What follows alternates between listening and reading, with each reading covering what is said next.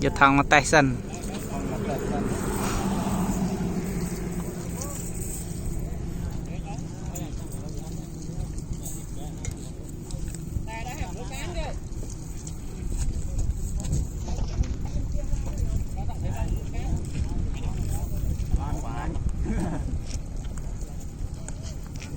này ngoài đánh chơi nhé, bật này nhắm chơi nhé.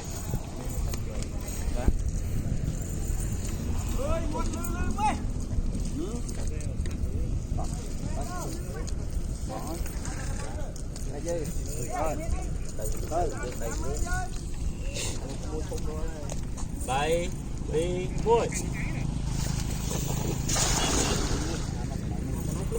Tay rồi mất luôn đi rồi. Ăn ớt này này.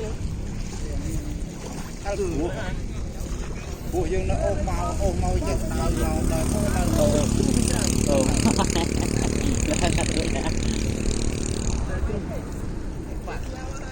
Phải nơi đông lắm đó. địa bàn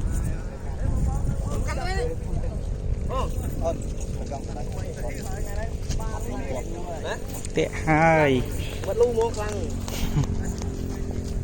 là tôi cho mất lu luôn tao cái kịp cái một cái nhựa trăm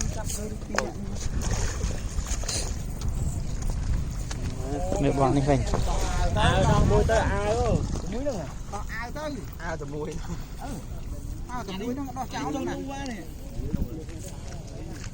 ai tới này kia đó chơi nhau trời vô tay cho bạn không châu lú lao không chặt cái nắng kia lao không nhở bà buồn còn chặt này vô tay cho bạn không bạn cho bạn mau ở đâyมันเอาไม่เจ้าให้ไปเหรอ ôn phải bên con thời chân nó thì bị ngay mấy cái nhỉ hả ừ.